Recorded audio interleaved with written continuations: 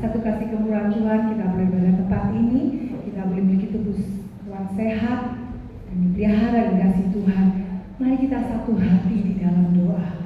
Terima kasih Tuhan Yesus yang baik, terima kasih Bapa yang baik, terima kasih Roh Kudus yang manis. Kami tahu Kau ada di tengah-tengah kami, dan kami mohon Tuhan, kalaupun ada kuasa yang bukan daripada Engkau, Kau mau satukan hati kami, iman percaya kami.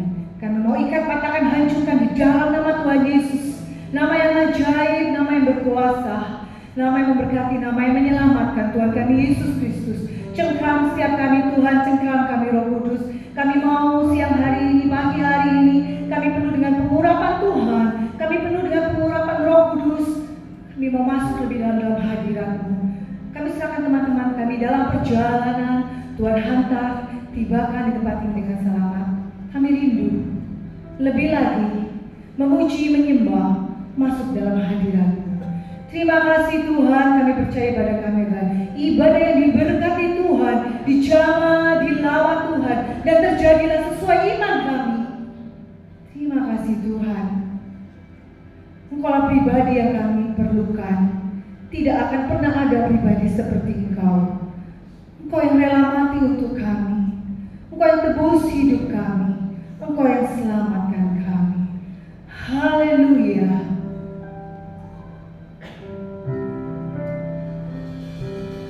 Kita naikkan pujian dengan segenap hati, jiwa, kekuatan kami. Haleluya.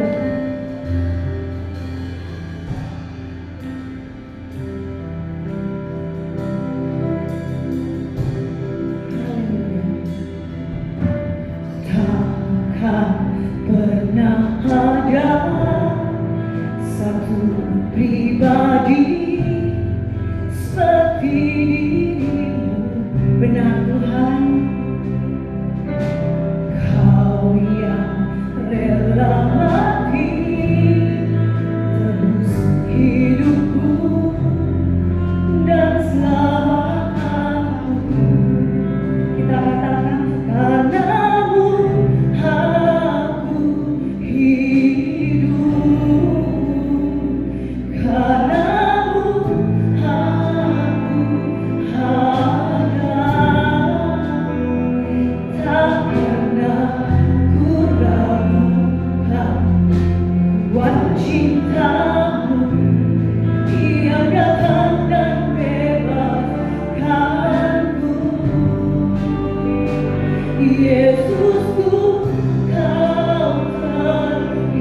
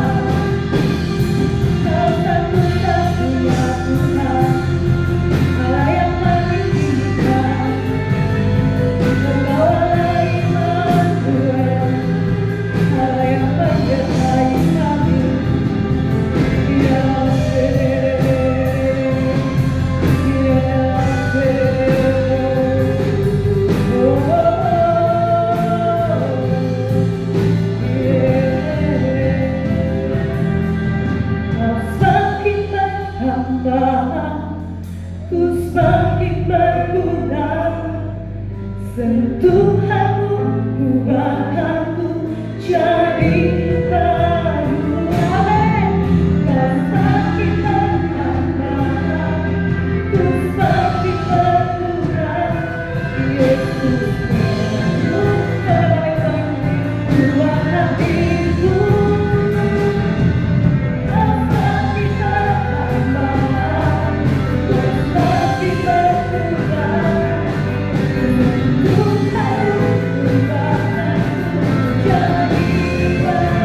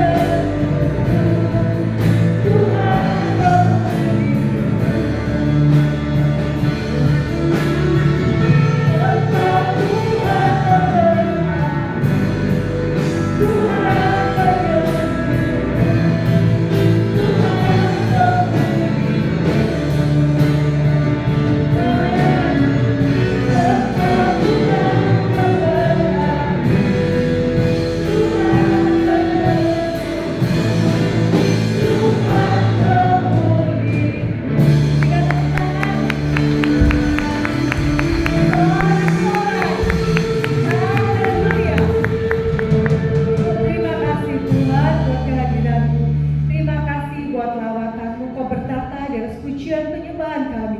Kami bersyukur dan kami mau lebih lagi bersorak-sorai bagi nama-Mu yang kudus. Di dalam nama Tuhan Yesus, berikan salam kanan kiri, katakan kami mau terima janji-Mu Tuhan.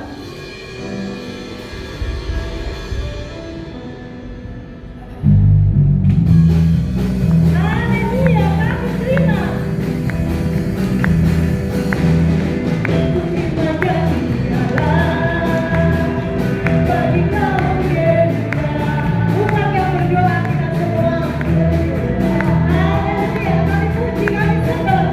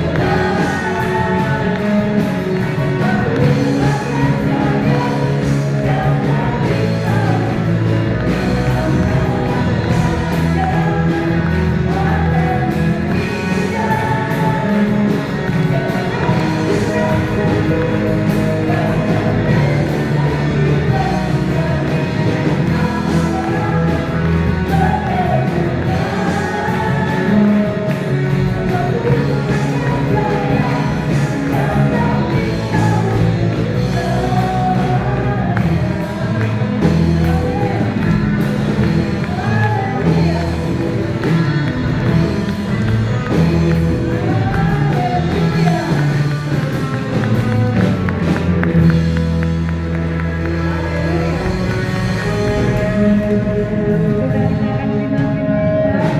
Kita siapkan hati kita, kita siapkan pikiran kita, dan kita mau katakan, Tuhan Yesus, berfirmanlah, kami siap mendengar, menerima, dan Kau mampukan menjadi pelaku-pelaku firman. Haleluya.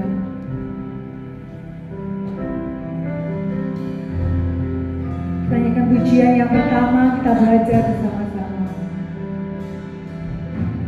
Takkan pernah ada satu pribadi seperti dirimu. Kau yang rela mati tebus hidupku dan selamatkanku. Padamu aku hidup, padamu aku ada. Tak pernah ku ragukan kuat cintamu yang datang dan bebaskanku. Yesusku, Kau tercinta. Yesusku, Kau ucap namanya.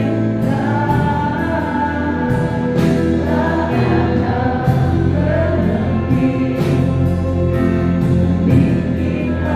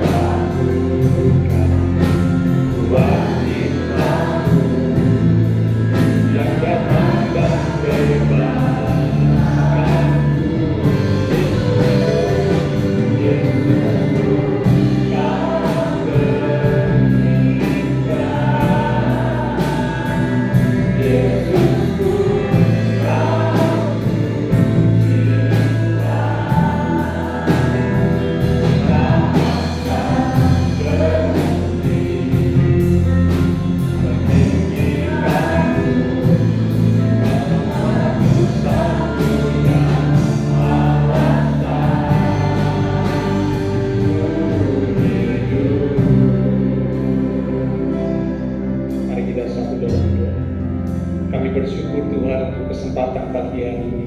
Kami umat-umat Tuhan datang di rumah Tuhan dengan hati penuh syukur. Kami sampaikan pujian kami. Biarlah pujian yang kami sampaikan boleh menyenangkan hati-Mu ya Tuhan. Engkau hadir di tengah-tengah ibadah kami. Engkau menjamah melawat setiap kami. Dengan hati yang haus dan rindu akan kebenaran firman, kami boleh duduk diam di bawah kaki Tuhan. Mari urapi setiap kami ya Roh Kudus, supaya kami boleh menangkap dan mengerti setiap pesan kebenaran firman yang akan kami terima.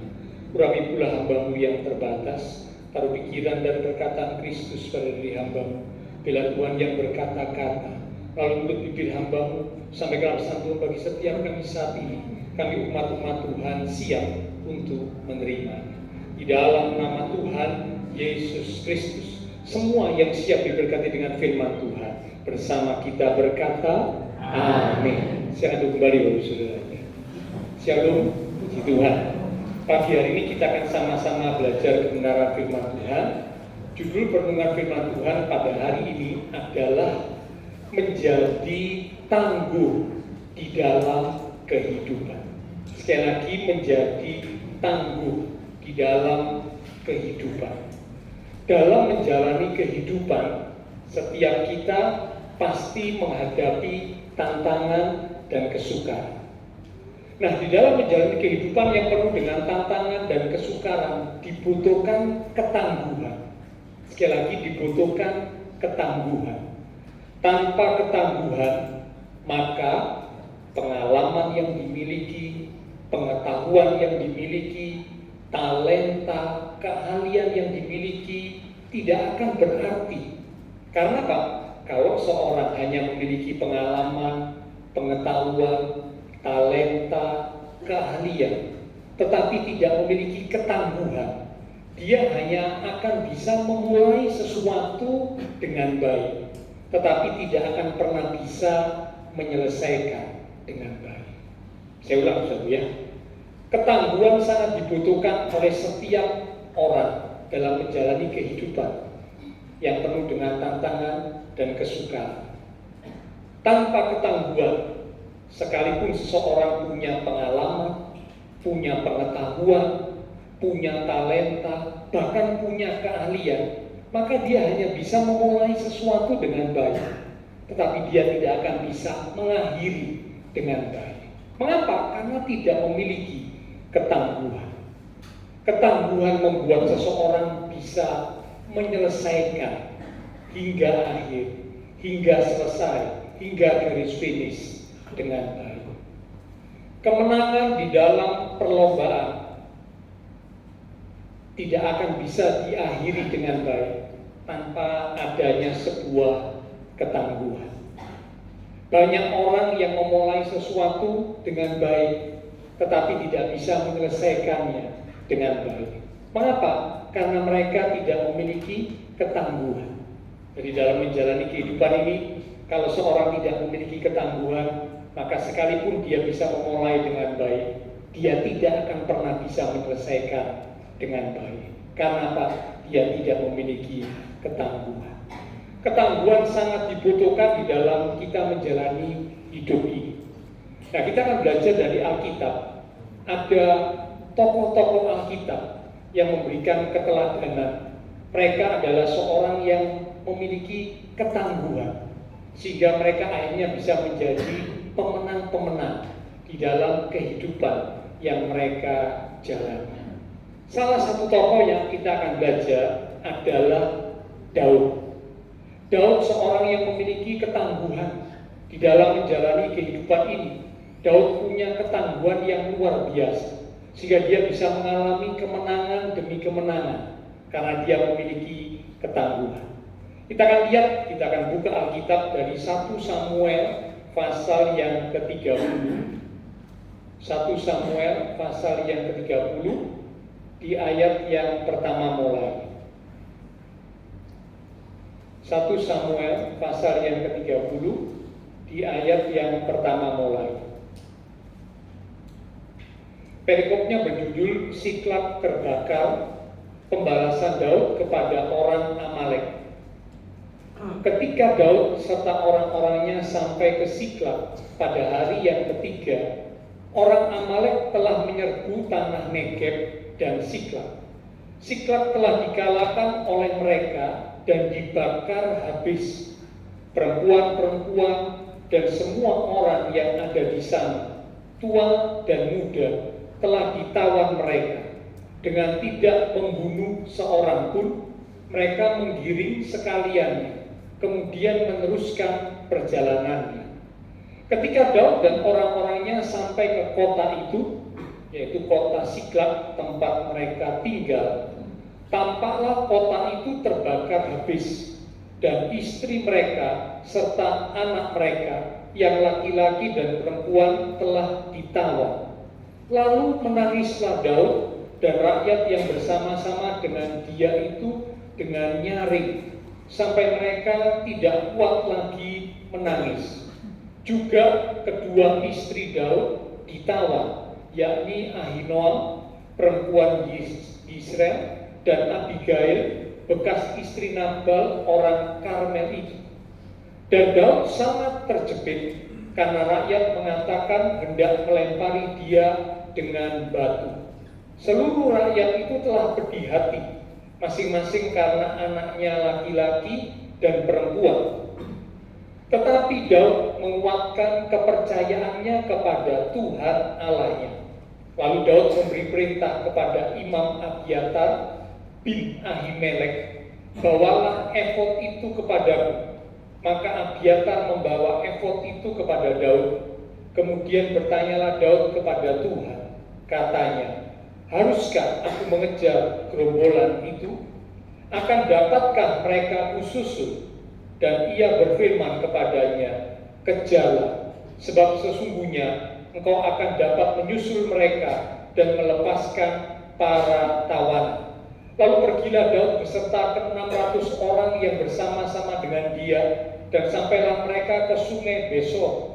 Sementara orang-orang yang mau tinggal di belakang berhenti di sana. Maka Daud melanjutkan pengejaran itu beserta 400 orang. 200 orang yang terlalu lelah untuk menyeberangi sungai Besor itu berhenti di sana. Kemudian mereka menemui seorang Mesir di padang, lalu membawanya kepada Daud. Mereka memberi dia roti, lalu makanlah ia. Kemudian mereka memberi dia minum air, dan memberikan kepadanya sepotong kue ara dan 2 buah kue kismis. Dan setelah dimakannya, ia segar kembali, sebab ia tidak makan dan minum selama 3 hari 3 malam. Kemudian bertanyalah Daud kepadanya, budak siapakah engkau dan dari manakah engkau? Jawabnya, aku ini seorang pemuda Mesir, budak kepunyaan seorang Amalek. Tuanku meninggalkan aku karena 3 hari yang lalu aku jatuh sakit. Kami telah menyerbu tanah Negeb orang Kreti dan daerah Yehuda, dan tanah Negeb Kaleb dan Siklak telah kami bakar habis. Daud bertanya kepadanya, dapatkah engkau menunjukkan jalan kepadaku ke gerombolan itu? Katanya, bersumpahlah kepadaku demi Allah, bahwa engkau tidak akan membunuh aku, dan tidak akan menyerahkan aku ke dalam tangan tuanku itu. Maka aku akan menunjuk jalan kepadamu ke gerombolan itu. Ia menunjuk jalan kepada Daud ke sana, dan tampaklah orang-orang itu berpencar-pencar di atas seluruh daerah itu, sambil makan, minum, dan mengadakan perayaan karena jarahan yang besar yang telah dirampas mereka dari tanah orang Filistin dan dari daerah dan dari tanah Yehuda. Dan pada keesokan harinya Daud menghancurkan mereka. Sekali lagi, Daud menghancurkan mereka dari pagi-pagi buta sampai matahari terbenam.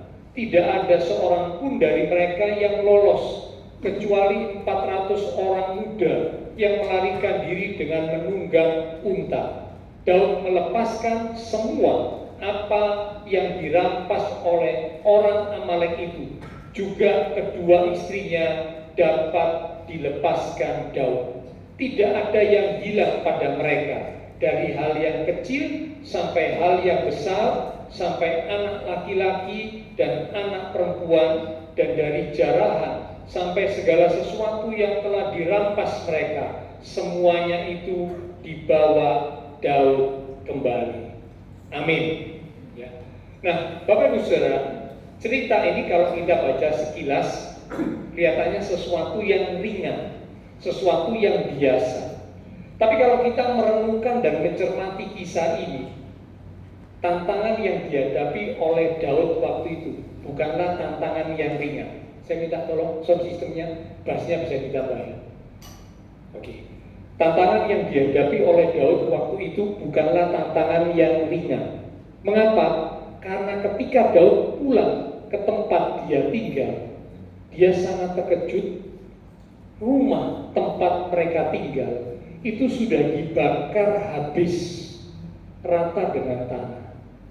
Istri, anak-anak dari Daud dan para pengikutnya semuanya tidak ada. Waktu mereka pulang, rumah terbakar rata dengan tanah, istri dan anak-anak tidak ada. Harta mereka juga semuanya otomatis habis lenyap. Tentu ini sebuah tantangan yang sangat besar dihadapi oleh Daud. Bagaimana tidak?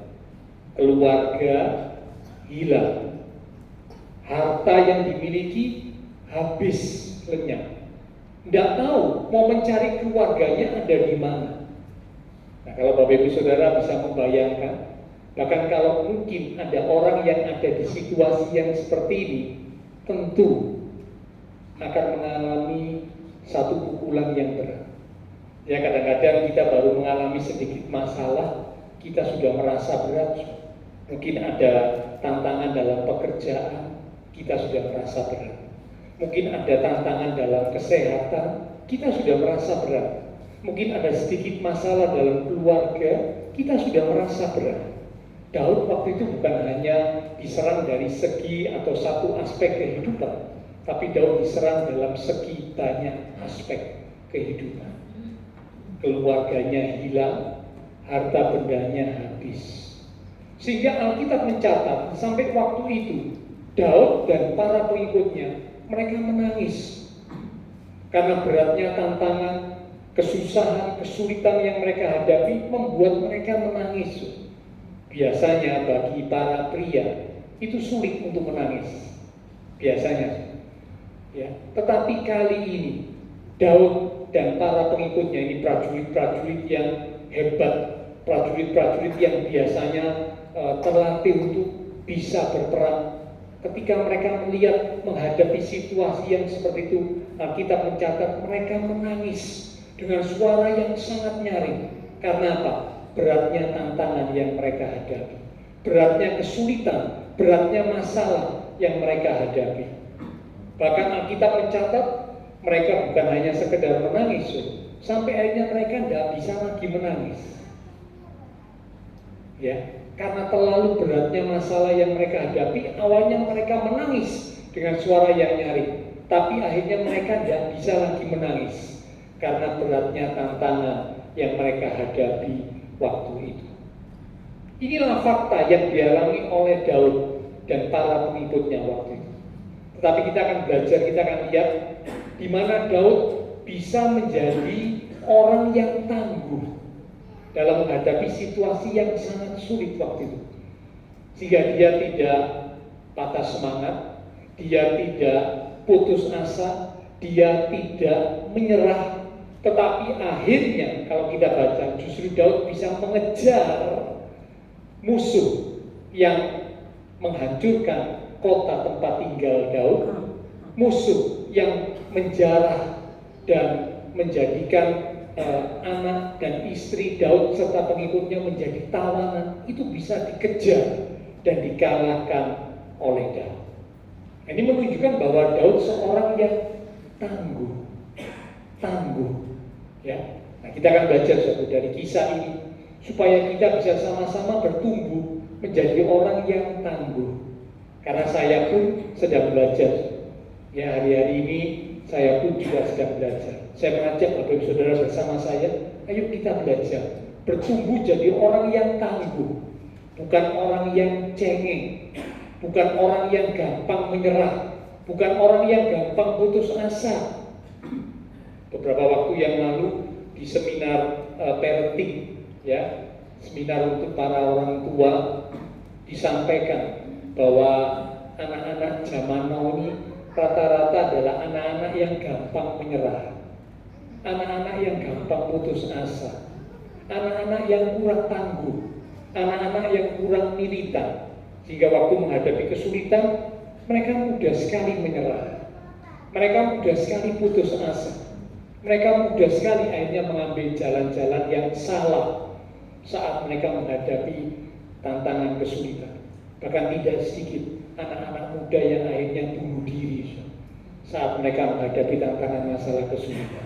Mengapa? Karena mereka bukan orang yang tangguh. Mengapa mereka bukan orang yang tangguh? Karena ternyata situasi, keadaan membuat mereka jadi anak-anak yang kurang atau bahkan tidak tangguh. Ya, kalau Bapak Ibu mau belajar lebih jelas, nanti bisa lihat link YouTube-nya di YouTube GD Rahel tentang seminar parenting. Karena ternyata para orang tua punya peran yang besar untuk membuat anak-anak menjadi generasi yang kurang tangguh, bahkan yang tidak tangguh. Orang tua punya peran besar. Orang tua mendidik anak-anak dengan cara yang salah, sehingga anak-anak menjadi pribadi yang tidak tangguh. Karena apa? Orang tua punya peran mendidik anak-anak dengan cara yang salah. Ya, nah, saya tidak bicara tentang hal ini. Nanti Bapak Ibu bisa lihat sendiri di YouTube-nya, supaya kita boleh jadi orang tua yang bijaksana, tahu mendidik anak-anak dengan cara yang benar, sehingga mereka boleh menjadi generasi-generasi ilahi yang kuat, generasi-generasi ilahi yang tangguh di dalam Tuhan, sehingga saat menghadapi kesulitan mereka tidak mudah menyerah, mereka tidak mudah putus asa, tapi mereka boleh tetap kuat, mereka boleh tetap tangguh, dan mereka boleh keluar sebagai pemenang saat mereka menghadapi kesulitan. Oke, sekarang kita akan belajar dari kisah Daud. Ada beberapa hal yang kita bisa lihat. Mengapa Daud ini dikatakan sebagai seorang yang tangguh? Yang pertama, di 1 Samuel pasal 30, di ayat yang ke-6 bagian A. Ayat yang ke-6 bagian A dikatakan, dan Daud sangat terjepit karena rakyat mengatakan hendak melempari dia dengan batu. Yang pertama, Daud dikatakan sebagai orang yang tangguh karena Daud tidak mengeluh. Sekali lagi, Daud tidak mengeluh. Orang yang tangguh tidak suka mengeluh. Tidak, tolong volumenya bisa ditambah lagi ya. Ya, terima kasih. Orang yang tangguh tidak suka mengeluh. Tapi orang yang kurang tangguh, atau bahkan orang yang tidak tangguh, gampang sekali mengeluh. Contohnya, kalau Bapak Ibu lihat, para pengikut Daud, rakyat, prajurit-prajurit yang menjadi pengikut Daud, mereka mengeluh, mereka berontak, mereka kecewa dengan keadaan yang mereka alami waktu itu. Ya, mereka lihat istri mereka, anak-anak mereka nggak ada, rumah mereka dibakar habis, harta mereka lenyap. Nah, mereka pribadi yang tidak tangguh, mereka mulai protes, mereka mulai berontak, mereka mulai mengeluh, ditunjukkan dengan sikap. Dikatakan mereka hendak melempari Daud, pemimpinnya, hendak dilempari dengan batu. Ini menunjukkan contoh orang yang tidak tangguh. Banyak orang ketika menghadapi masalah kesulitan, mereka cenderung menjadi pribadi yang suka mengeluh. Contoh yang lain, Alkitab mencatat bangsa Israel. Bangsa Israel itu pribadi yang suka mengeluh, orang yang suka mengeluh. Mungkin ada yang berkata, Pak, kalau semua berjalan baik, kami pasti tidak akan mengeluh. Kalau semua berjalan lancar, kami pasti tidak akan protes. Kami tidak akan bersungut-sungut. Tapi kalau ada tantangan, ada kesulitan, wajar dong kami bersungut-sungut, kami mengeluh, kami protes. Memang secara manusia banyak orang seperti itu, ya. Kalau ada kesulitan, tantangan, masalah, gampang sekali mengeluh, bersungut-sungut, protes, marah, dan sebagainya, seperti bangsa Israel. Ini menunjukkan sikap hati yang tidak puas, sikap hati yang tidak bisa bersyukur dengan apa yang Tuhan sudah berikan dalam hidup ini. Israel waktu diberkati, mereka dipelihara Tuhan, diberi makan mana, roti yang turun dari surga. Mereka juga diberi makan burung puyuh, diberi makan daging oleh Tuhan. Mereka juga diberi minum oleh Tuhan. Mereka juga disertai Tuhan dengan tiang awan pada waktu siang dan tiang api pada waktu malam menunjukkan penyertaan Tuhan atas Israel. Tetapi ternyata keadaan yang seperti itu tidak membuat mereka menjadi orang yang tahu bersyukur. Yang ada cuma mengeluh. Itulah orang yang tidak tangguh. Itulah pribadi yang tidak tangguh. Tetapi Daud, sebuah contoh orang yang tangguh, di mana Daud dalam situasi yang seperti itu tidak dicatat Daud itu marah, Daud itu kecewa, Daud itu mengeluh, Daud itu berontak kepada Tuhan, tidak dicatat. Ya, padahal situasinya sangat sulit bagi Daud. Ya, ditambah sudah istrinya, anaknya nggak ada, hartanya habis, sekarang mau dilempari dengan batu. Tapi Daud tidak mengeluh. Daud seorang pribadi yang benar-benar takut. Ayo kita belajar. Ya, kita belajar. Tuhan rindu supaya setiap kita bertumbuh jadi anak Tuhan yang tangguh di dalam Tuhan. Orang yang tangguh tidak mudah mengeluh, tidak mudah bersungut-sungut. Miliki sikap hati yang bisa bersyukur. Ingat akan kebaikan Tuhan yang selalu dinyatakan dalam hidup kita. Kalau mungkin hari ini ada tantangan masalah yang kita hadapi, kita sudah berdoa, Tuhan belum menjawab, jangan kecewa, jangan mengeluh. Ya, tetap kita ingat akan kebaikan Tuhan di masa yang lalu. Tuhan sudah banyak menunjukkan pertolongan, Tuhan sudah banyak menyatakan pertolongan untuk kita. Mari tetap kita belajar untuk bersyukur kepada Tuhan. Jadi pribadi yang tangguh, ditandai dengan tidak mengeluh. Ya, ini yang pertama. Pribadi yang tangguh, orang yang tangguh itu tidak suka mengeluh seperti Daud. Yang kedua, kita lihat tetap dalam 1 Samuel pasal 30 di ayat yang ke-6 bagian B. Di situ dikatakan, dan Daud sangat terjepit karena rakyat mengatakan hendak melempari dia dengan batu. Seluruh rakyat itu telah pedih hati, masing-masing karena anaknya laki-laki dan perempuan. Perhatikan kalimat berikut. Tetapi Daud menguatkan kepercayaannya kepada Tuhan Allahnya. Sekali lagi, Daud menguatkan kepercayaannya kepada Tuhan Allahnya. Yang kedua, mengapa Daud dikatakan sebagai contoh, sebagai teladan orang yang tangguh, orang yang militan? Yang kedua, saat situasi yang sangat sulit, bahkan Alkitab mencatat Daud sangat terjepit dalam situasi yang seperti itu, dikatakan Daud menguatkan kepercayaannya kepada Tuhan Allah. Yang kedua, orang yang tangguh, imannya teguh. Orang yang tangguh, imannya teguh. Saat situasi keadaan yang begitu membuat Daud terjepit, Alkitab mencatat Daud menguatkan kepercayaan kepada Tuhan. Bisa saja Daud kecewa. Dia merasa percuma ya.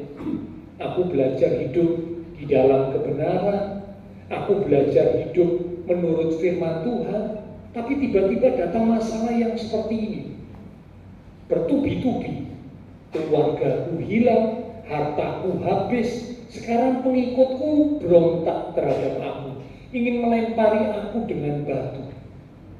Situasi yang sangat membuat Daud terjepit, bisa saja membuat Daud kecewa dan akhirnya tidak lagi percaya kepada Tuhan karena kecewa.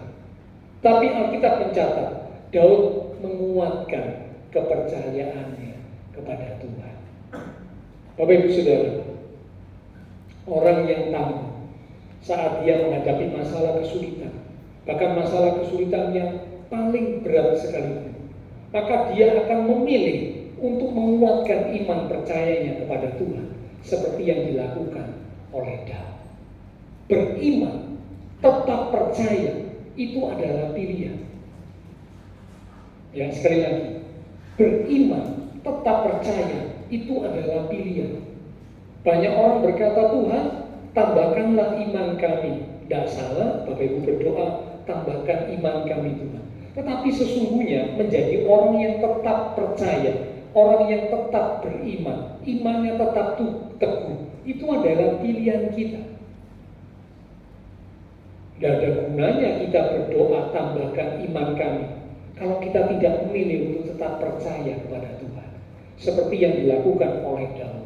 Saat situasi yang sangat terjepit, Alkitab mencatat Daud memilih untuk menguatkan kepercayaannya kepada Tuhan. Contoh yang lain, Alkitab juga menunjukkan Abraham. Ya, Abraham sebagai bapak orang percaya, bapak orang yang beriman. Ya, dicatat Abraham ini juga tetap menguatkan imannya kepada Tuhan. Kitab Roma pasal yang keempat, kita akan lihat ya, Roma pada pasal yang keempat, di ayat yang ke-18 sampai dengan ayat yang ke-22.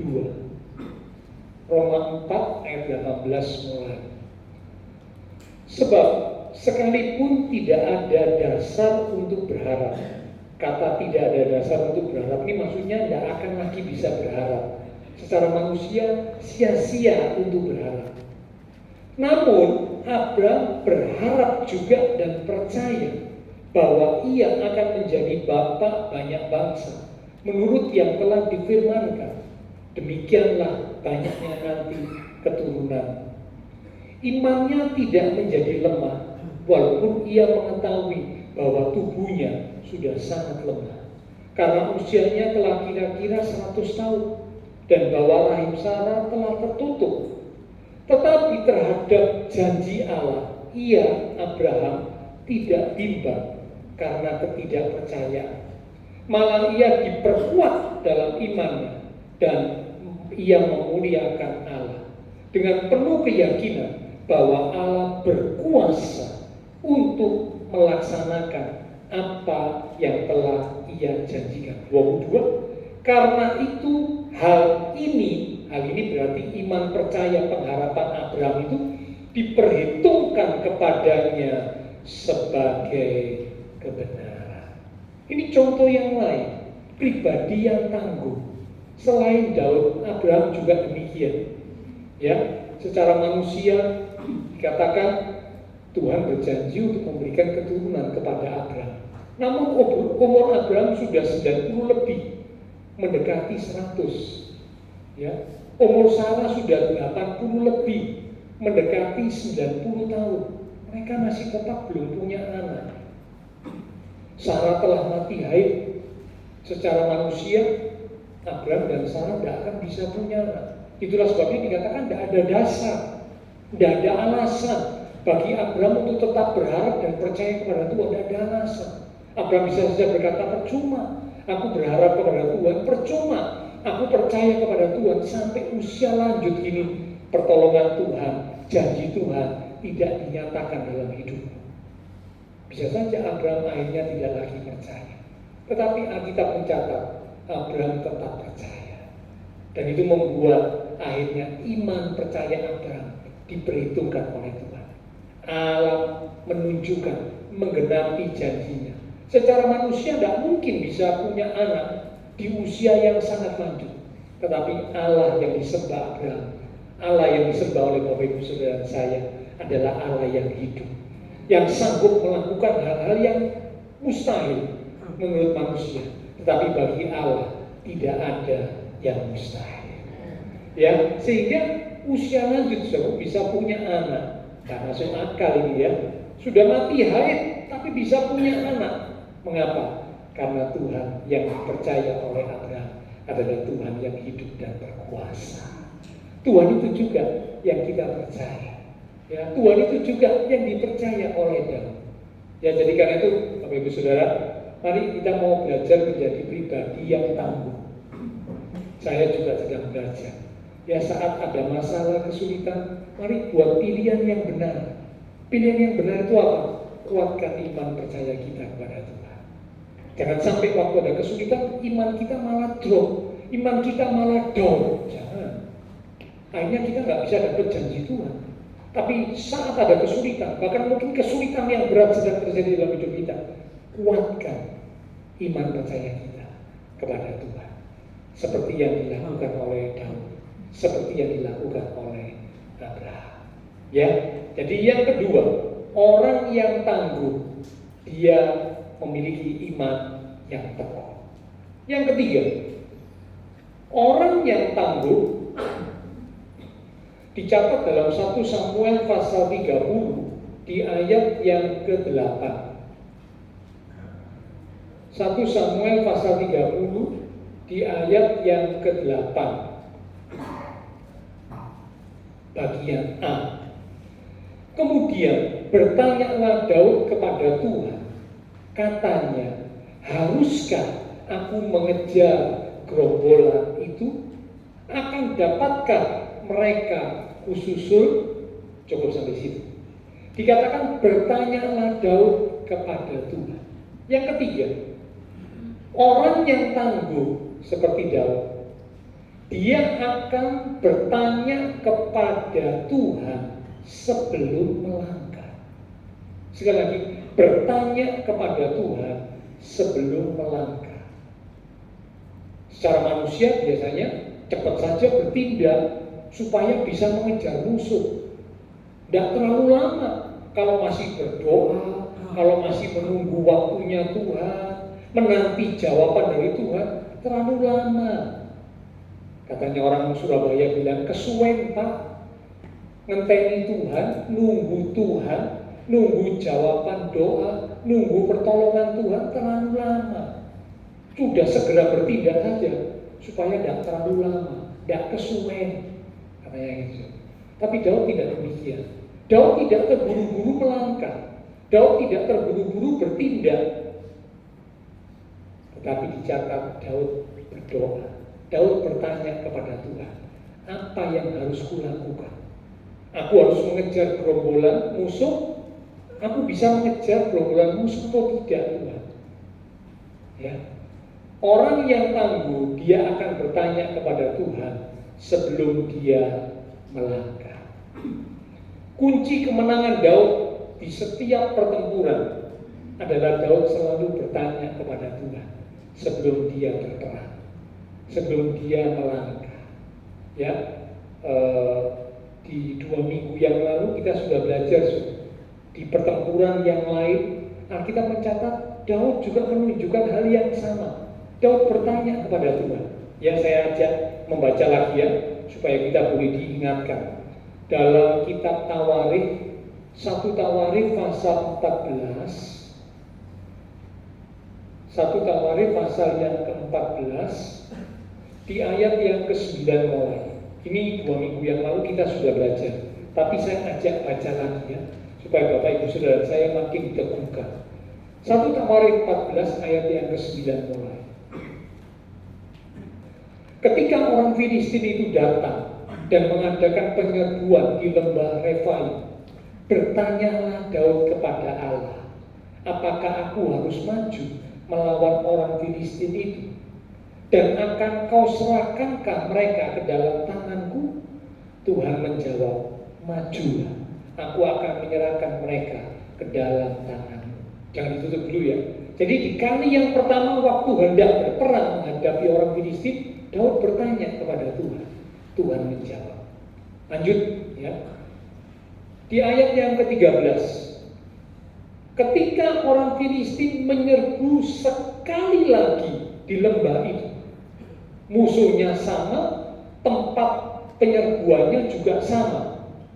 14. Maka bertanyalah lagi Daud kepada Allah. Lalu Allah menjawab. Ternyata punya musuh yang sama, punya masalah yang sama. Karena musuhnya sama, tempat musuh menyerang juga sama. Tapi Alkitab mencatat, bertanyalah lagi Daud kepada Allah. Ada kata lagi. Ya lagi berarti diulang lagi. satu kegiatan yang diulangi lagi, ya, yang dilakukan lagi. Apa itu? Bertanya kepada Tuhan, berdoa kepada Tuhan, meminta petunjuk Tuhan. Bapak Ibu Saudara, seringkali umat Tuhan ketika menghadapi sesuatu kurang bertanya kepada Tuhan, atau bahkan tidak bertanya kepada Tuhan. Mulai mengandalkan pikirannya, oh, aku kalau menghadapi situasi seperti ini, aku harus ambil langkah ini. Datang kepada si A, datang kepada si B, minta tolong, minta bantuan, karena mereka bisa, aku anggap bisa menolong aku, bisa membuka jalan bagi masalahku, sehingga akhirnya tidak bertanya kepada Tuhan, tidak berdoa kepada Tuhan, hanya mengandalkan akal pikirannya. Yeremia 17 di ayat yang ke-7 dikatakan, diberkatilah orang yang mengandalkan Tuhan.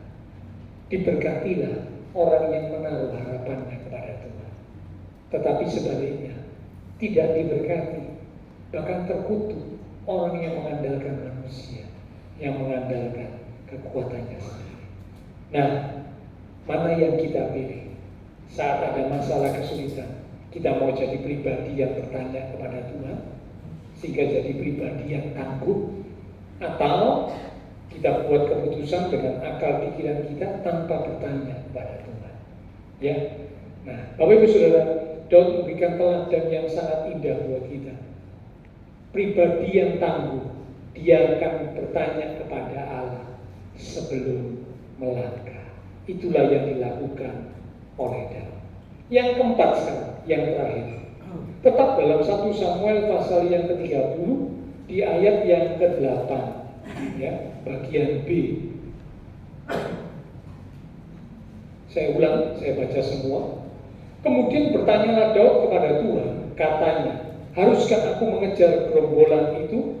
Akan dapatkah mereka kususul? Dan ia, Tuhan, berfirman kepadanya, berfirman kepada Daud, kejarlah, sebab sesungguhnya engkau akan dapat menyusul mereka dan melepaskan para tawanan itu. Yang keempat, orang yang tangguh berani mengejar musuh. Sekali lagi, orang yang tangguh berani mengejar musuh.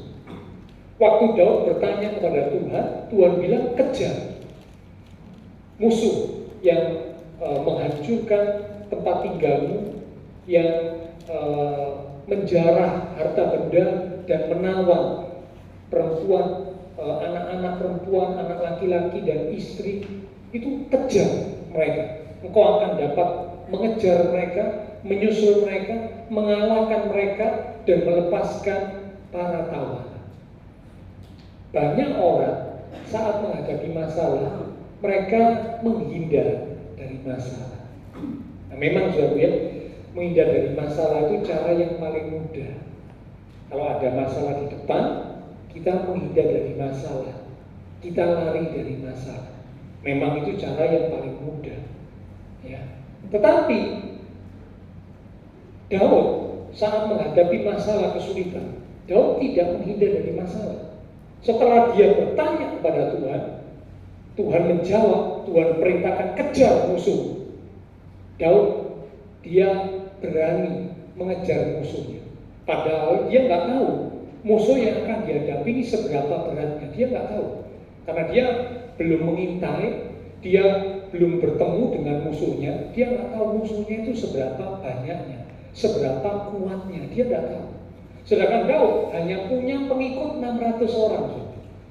Ya, kalau musuh yang dihadapi ini puluhan ribu atau bahkan ratusan ribu, apakah Daud mampu menghadapi? Nah, ini kalau Daud berpikir secara manusia, Daud akan mikir dulu gitu, saudara ya. Waduh, kalau Tuhan bilang aku disuruh mengejar musuh, aku tidak tahu musuhku seberapa. Nah, nanti iya kalau aku bisa mengalahkan. Nah, kalau musuhku terlalu kuat, musuhku terlalu banyak, aku tidak akan bisa mengalahkan. Malah aku dan pengikut prajuritku yang dikalahkan oleh musuh. Nah, bisa saja Daud akhirnya tidak melangkah untuk maju berperang menghadapi musuh. Tetapi Alkitab mencatat setelah mendapat perintah Tuhan, Daud seorang pribadi yang tangguh. Dia berani maju untuk mengejar musuh. Ini sebuah bukti bahwa orang yang tangguh, dia berani menghadapi tantangan ataupun kesulitan yang ada di depannya. Seperti yang dilakukan oleh Daud. Tidak sembunyi, tidak menghindar, tidak melarikan diri, tetapi berani menghadapi tantangan, masalah, kesulitan ketika Tuhan memberikan perintah untuk maju berperang. Ya, 2 Timotius pasal 1 di ayat yang ke-7 berkata, kita baca 2 Timotius pasal 1 di ayat yang ke-7. Ini sebagai ayat yang terakhir. Sebab Allah memberikan kepada kita bukan roh ketakutan, melainkan roh yang membangkitkan kekuatan, kasih, dan ketertiban. Amin. Allah memberikan kepada kita bukan roh ketakutan. Jadi Bapak Ibu Saudara, saat kita menghadapi musuh, kalau Tuhan perintahkan kita, ya tentunya atas perintah Tuhan ya, jangan sampai bertindak maju bukan karena perintah Tuhan, jangan. Seperti bangsa Israel pada satu peristiwa oleh Tuhan dan disuruh maju, tapi bangsa Israel maju sendiri, ya maju semaunya sendiri, kalah karena bukan perintah Tuhan. Tapi kalau Tuhan kasih perintah untuk maju, seperti Daud dikasih perintah maju, kejar musuh, ya mari kita berani melangkah maju karena Tuhan yang memberi perintah.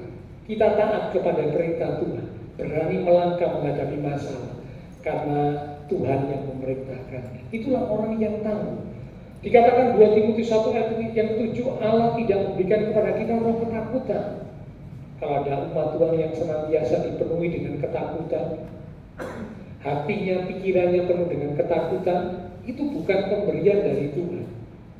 Memang takut itu adalah bagian dari perasaan manusia yang wajar. Orang punya rasa takut itu wajar. Misalkan satu ketika ya, kita ada di taman safari atau kebun binatang, ya, sedang melihat binatang-binatang yang ada di sana. Tiba-tiba ada seekor harimau yang lepas dari kandangnya. Wah, tentu ya, sebagai manusia yang normal, waktu kita lihat ada harimau yang lepas dari kandang, pasti kita takut. Ya pasti, karena harimau ini binatang yang buas. Nah, kalau harimau lepas dari kandang, ini berpotensi untuk menyerang dan melukai orang-orang yang ada di sekitarnya, sehingga muncul rasa takut. Rasa takut itu wajar. Ya, tetapi kalau seorang manusia dikuasai, dihantui, dikuasai oleh ketakutan yang begitu rupa, nah ini bukan lagi sesuatu yang wajar. Ketakutan itu justru malah menghancurkan hidup manusia. Ketakutan itu bukan pemberian dari Tuhan, tetapi ketakutan itu justru akan menghancurkan kehidupan seorang manusia. Allah memberikan kepada kita roh yang membangkitkan kekuatan. Allah memberikan kepada kita roh yang membangkitkan kekuatan. Karena itu orang yang tangguh, yang keempat dicatat, dia akan berani untuk menghadapi masalah. Seperti Daud berani mengejar musuh. Demikianlah orang yang tangguh, dia berani menghadapi masalah. Nah, Bapak Ibu Saudara, mari lewat kebenaran firman Tuhan pada pagi hari ini kita sama-sama belajar bertumbuh menjadi pribadi yang tangguh. Saya mengajak sama-sama dengan saya ya, kita belajar. Orang yang tangguh yang pertama seperti Daud, tidak suka mengeluh. Yang kedua, orang yang tangguh, imannya teguh. Meskipun masalah bertubi-tubi, keadaan menjepit Daud, tapi Alkitab mencatat Daud menguatkan imannya kepada Tuhan. Daud menguatkan kepercayaannya kepada Tuhan. Pilihan yang benar dibuat oleh Daud untuk tetap percaya kepada Tuhan. Yang ketiga, orang yang tangguh akan bertanya kepada Tuhan sebelum melangkah. Mari kita biasakan, kita latih diri kita ya. Kalau kita akan melangkah, kita akan membuat keputusan saat menghadapi masalah sebelum melangkah. Sebelum membuat keputusan, tanya kepada Tuhan. Tuhan, apa yang harus aku lakukan? Apa yang harus aku buat Tuhan? Tanya kepada Tuhan, seperti Daud. Ya. Nah, yang keempat, setelah Tuhan menjawab doa kita, yang keempat, orang yang tangguh berani menghadapi masalah. Bukan lari, bukan menghindar dari masalah, tapi berani menghadapi masalah. Seperti Daud, ketika Tuhan memberikan perintah kejar musuh, Daud berani mengejar musuhnya. Itulah orang yang tangguh. Mari sama-sama kita belajar, kita boleh menjadi umat Tuhan yang bertumbuh, menjadi orang yang tangguh di dalam menjalani hidup ini. Hidup memang ada masalah, bahkan hidup banyak masalah.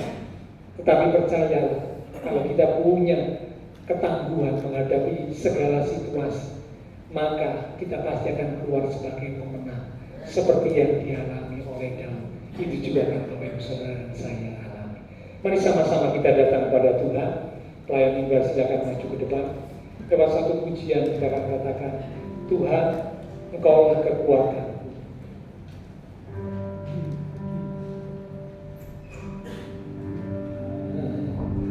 Adalah kekuatanku, bersama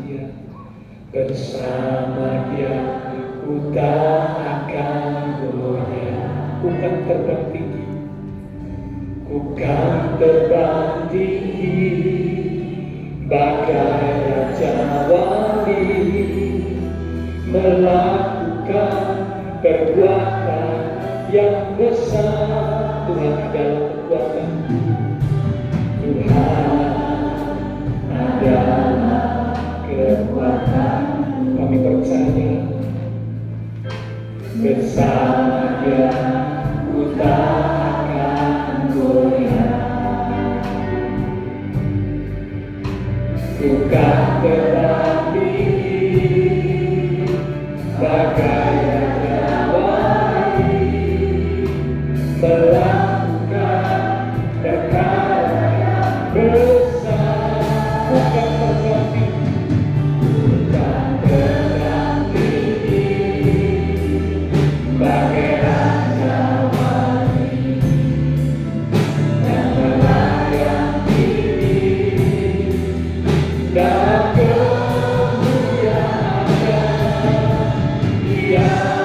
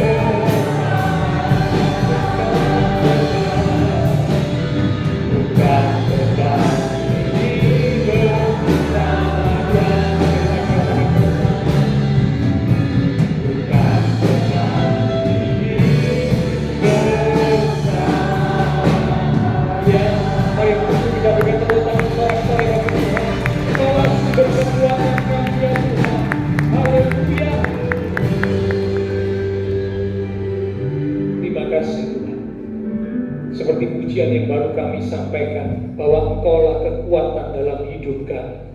Saat menjalani hidup yang penuh dengan tantangan, masalah, kesulitan, Tuhan inginkan supaya setiap kami boleh menjadi umat-umat Tuhan yang tangguh, umat-umat Tuhan yang kuat di dalam Tuhan. Sehingga tantangan, masalah, kesulitan tidak membuat kami putus asa, tidak membuat kami patah semangat, tidak membuat kami menyerah, tetapi kami boleh menghadapi semuanya bersama dengan Tuhan. Orang yang tangguh tidak suka mengeluh. Orang yang tangguh imannya tetap teguh, menguatkan iman percaya kepada Tuhan. Orang yang tangguh bertanya kepada Tuhan sebelum melangkah. Dan orang yang tangguh berani menghadapi masalah sesuai dengan perintah Tuhan. Terima kasih Tuhan. Hamba terbatas untuk berkata dan menjelaskan. Roh Kudus, Engkau akan mengingatkan firman yang sudah kami terima bersama. Jika setiap kami sebagai umat-umat Tuhan sama-sama belajar untuk bertumbuh menjadi orang-orang yang tangguh di dalam Tuhan. Kami tidak dikalahkan oleh masalah yang kami hadapi, tetapi kami boleh menghadapi masalah bersama dengan Tuhan. Dan kami boleh keluar sebagai pemenang. Kami boleh menggapai meraih janji Tuhan yang disediakan bagi setiap kami yang percaya. Terima kasih Tuhan, terima kasih. Hamba berdoa untuk setiap umat-umat Tuhan diberkati iman rohani, diberkati keluarga rumah tangga, diberkati usaha pekerjaan, diberkati studi sekolah, diberkati kesehatan kami, bahkan diberkati masa depan kami. Engkau berjanji untuk menyediakan masa depan yang indah, penuh dengan pengharapan. Terima kasih Tuhan, semua yang sudah melayani, persembahan yang dipersembahkan, apapun yang dilakukan setiap umat Tuhan, karena mengasihi Tuhan, Allah sumber segala berkat akan memberkati kembali dan terus memakai hidup kami untuk kami boleh lebih lagi berkarya bagi Tuhan untuk kemuliaan Tuhan. Kami berdoa untuk teman-teman seiman kami yang tidak bisa hadir. Tuhan, Engkau menilik melawat setiap mereka. Jikalau ada mereka yang sakit, Tuhan jamah, pulihkanlah kekuatan, kesehatan, kesembuhan di dalam nama Tuhan Yesus. Oleh bidur Tuhan Yesus, mereka yang sakit disembuhkan, mereka yang lemah dikuatkan, mereka yang susah dihiburkan. Kami berdoa sekali lagi untuk Bapak Setiadi dan keluarga. Tuhan berikan kekuatan dan penghiburan, di mana istri Ibu Setiadi yang dikasih telah dipanggil pulang oleh Tuhan. Kami percaya kekuatan penghiburan yang dari Tuhan dilimpahkan atas seluruh keluarga. Terima kasih Tuhan Yesus. Kami berdoa memberkati bangsa negara kami Indonesia, pemimpin-pemimpin bangsa kami, kota kami Surabaya, bahkan juga tetangga lingkungan sekitar gereja Tuhan. Memberkati setiap jemaat Tuhan yang berulang tahun sepanjang minggu ini, dengan pertambahan usia yang Tuhan beri, membawa kami semakin sungguh-sungguh dalam Tuhan, semakin mengasihi Tuhan. Kami berdoa pula untuk ibadah raya minggu depan, disertai dengan perjamuan kudus. Engkau urapi setiap hamba-hambamu yang akan melayani, sehingga setiap hamba-hambamu, demikian juga setiap kali umat-umat Tuhan boleh mempersiapkan diri untuk kami bersekutu dengan tubuh dan darah Tuhan dalam perjamuan kudus. Terima kasih Tuhan. Setelah selesai ibadah, kami akan berpisah satu dengan yang lain, kembali ke aktivitas kami, kembali ke keluarga rumah tangga kami. Biarlah segala berkat, anugerah, damai, sukacita yang melimpah dari Allah Bapa Surgawi, kasih Tuhan Yesus Kristus, dan persekutuan dengan kuasa Roh Kudus akan terus memimpin menuntun langkah kehidupan setiap kita. Itu terus kita sejak mulai pagi siang ini sampai Maranatha Tuhan Yesus datang kembali. Di dalam nama Tuhan Yesus Kristus, semua yang percaya diberkati Tuhan. Mari bersama dengan iman kita berkata, amin. Tuhan berkati kita sekalian sampai